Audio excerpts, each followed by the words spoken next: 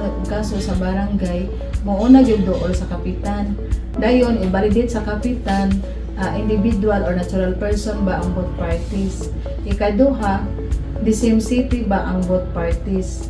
Ikatulo, the subject matter within the authority of the lupon. So kung masayran ni kapitan na luponable ang maong kaso, kay ako dayon i-refer sa ato ang secretary para pag-blatter o mahimuan sa niya og sumon o ibaon sa niya na ay filing fee nga 80 pesos.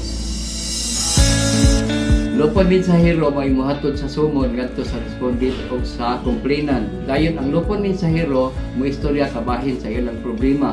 Inigabot na sa barangay, kung doon na sila schedule sa hearing, sayo na lang ang pagtito sa kapitan sa ilang problema nga gisangat dito sa barangay.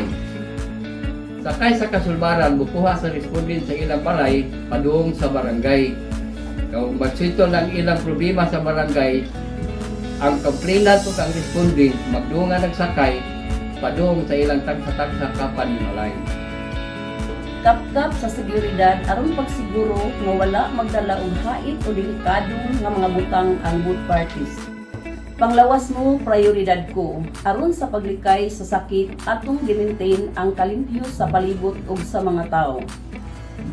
Kahanay sa paglingkod, hanay nga pagbutang sa both parties aron pagtabang nga dili mosaka ang tensyon panahon sa panaghusay.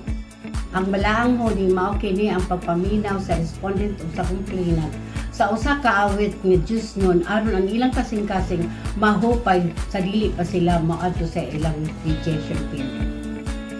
Balaang giya usa kini ka bag-o matiknik diin among gihatag dinhi sa lupon aron ang tagsa-tagsa ka complainant ug ang respondent makakulbot sa usa ka verses ug ilang basahon aron sila makahinuplo kung unsang ipasabot ni adto nga verse. Pagamuma para sa kahapsay, paghatag gisnagad to both parties aron sila mabusog.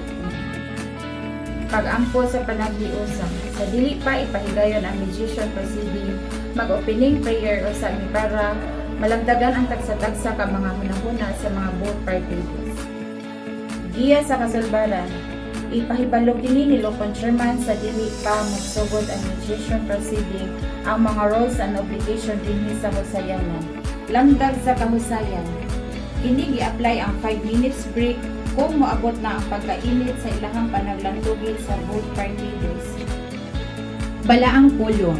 Aron malamdagan ang ilang mga pagbati nga tawhanon, ang nanginahanglan ta sa pulong sa Ginoo para matandog ang ilang dili mga maayo nga pagbati. Ang lupon tigpaniid mog obserbar anaa panahon sa mediation aron kung pananglitan ng usa ka kaso ma-elevate na para masulbad ang usa ka kaso. Grasya sa kahusayan ug masito sa kapitan sa first mediation hearing amo silang hatagan og tag 5 kilos na bugas gabay sa panginabuhian. Amo usab silang i-appeal sa programa sa gobyerno nga aniya sa barangay aron magpadayon ng ilang maayong relasyon.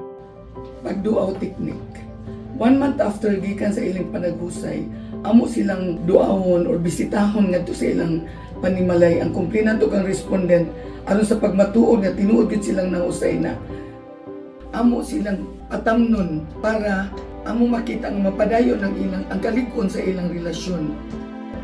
Lupon pangalagad sa komunidad, kini usa ka innovation sa Barangay Budlaan ug kini gitawag siya lupon at your doorstep. Ang among gibuhat ni adto kami sa mga sitio sa Barangay Budlaan para pag-extend sa among services. Matag monthly meeting sa lupon, so aduna kami mentoring and coaching.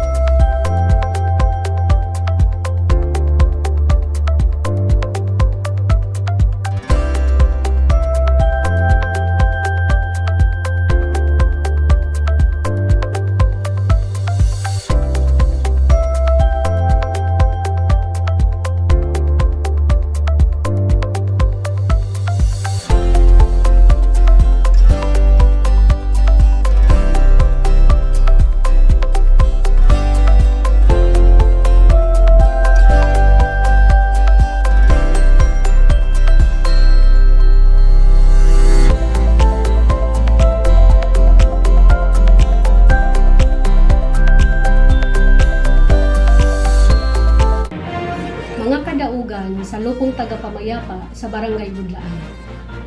Nagsugod ang among kadaugan year 2018. Nisulod kami sa settle level for the highly urbanized city category. Gisundan kini pag year 2019. Nagsunod-sunod na kini hangtod niabot sa 2020 kanusa niabot gayud kami sa regional level. Year 2021 nakabot namo ang national level, second runner-up. Ang national level nakabot gayud sa Barangay Budlaan Lupong Tagapamayapa ang unang ganti with the leadership of our barangay captain Honorable Gino Antoliha.